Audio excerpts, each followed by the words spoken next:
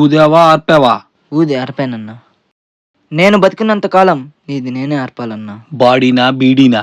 బాడీనే అన్నా. రేయ్ కాదన్నా, బీడీనే. అయితే ఓకే పదా. పదన్నా.